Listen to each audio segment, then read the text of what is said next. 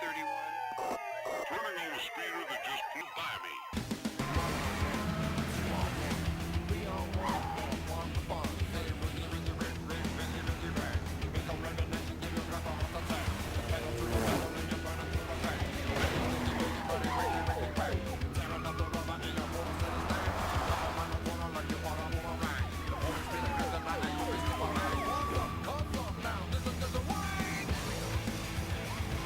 How's it going? My name is Amer Ajami. I'm the senior editor at GameSpot, and we're here today to talk about Need for Speed Hot Pursuit 2.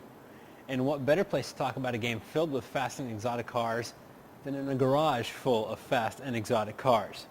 We're here in CNET's parking garage, and we're going to review Hot Pursuit 2 for the PS2, GameCube, and Xbox. Hot Pursuit 2 is the sequel to Need for Speed 3 Hot Pursuit, which was released in 1998 across a number of platforms. As mentioned earlier, Hot Pursuit 2 is also out for PS2, Xbox, and GameCube, with a PC version following in a couple of weeks. But strangely enough, though you might think that all three console versions should be the same game, they're actually not. The PS2 version was developed by EA Canada, whereas the Xbox and GameCube versions were developed by entirely different teams. They were developed by Black Box, and the difference is clearly evident. As you probably come to expect with all Need for Speed games, Hot Pursuit 2 for the PS2 makes no pretenses. It's not the next Gran Turismo 3, nor does it pretend to. It's not a driving sim, it's an arcade-style racing game where laws of physics are broken every second. It's a very fast-paced game. It's a very visceral game. Though it does feature licensed cars. In fact, there's about 50 licensed cars from manufacturers like Chevy and Ford in the U.S. to some of the more lucrative manufacturers in Europe like Ferrari, Porsche, and Mercedes-Benz. The game is structured so that there are actually two career modes, which is very strange for driving games, since they typically only have a single career path. These two career modes are called Hot Pursuit and Championship. Pretty self-explanatory. Hot Pursuit is split up into 30 individual racing events that force you to race to the finish line against a number of other competitors while dealing with the police. This is set up in a very Grand Theft Auto 3-like manner, in that the longer you run away from police, the harder they're going to come at you. As you continue to escape the law, they'll start bringing out faster cars. First they'll just come at you with Crown Vics and whatnot. Then they'll break out the Corvette 06s and even the Lamborghini Murcielago version of cop cars. They'll lay down spike strips on the roads to blow out your tires. They'll put up barricades, and they'll even call in a helicopter that drops these flaming barrels that explode if you touch them, all in a manner to try to stop you over and bust you. The other career mode I mentioned is simply called Championship, and it's structured a lot like Hot Pursuit in that there are 30 missions that are branching in nature. You have to pass early missions before being able to move on to the next one.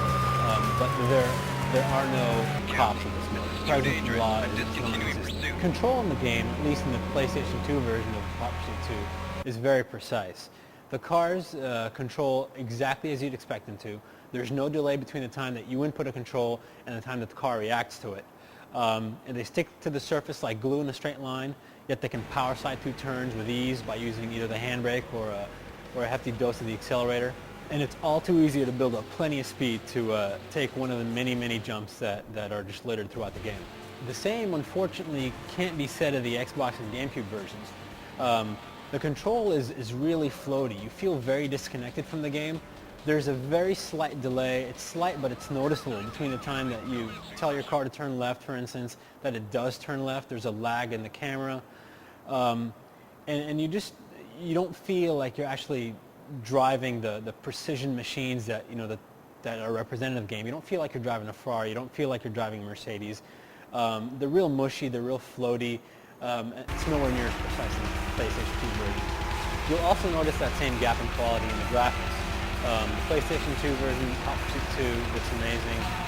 It's very clear, very good for a PS2 game. There's great use of lighting. The car is made up of a high number of polygons, and its paint job reflects the environment very nicely. As for the Xbox and GameCube version, however, it has the environments have a very grainy look to them. The cars aren't modeled with the same polygons for some reason. nor do they have the same reflective quality that the PS2 does. Also, the Xbox and GameCube versions of Hot Pursuit 2 run at a very suboptimal frame rate. As for sound, both games come with a licensed soundtrack which comprised of about a dozen songs from artists like Bush and Uncle Cracker, and a very fast-paced, very up-tempo, very hard rock. Complements the game very nicely.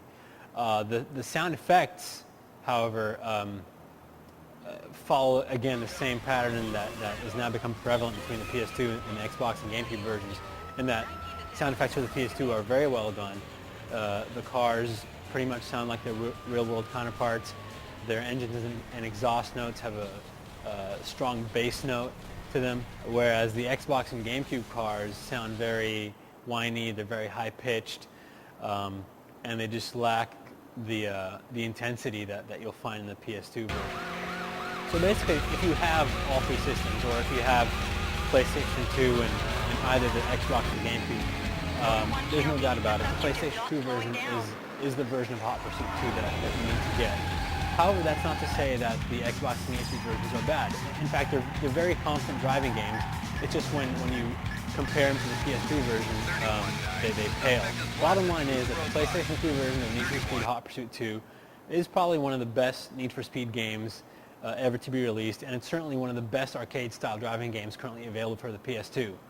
The Xbox and GameCube versions, however, are still good in their own right, and they do mark the first time that this series has ever been to either system. So if you're looking for a decent arcade racing game, you should probably take a look at the Xbox and GameCube versions as well.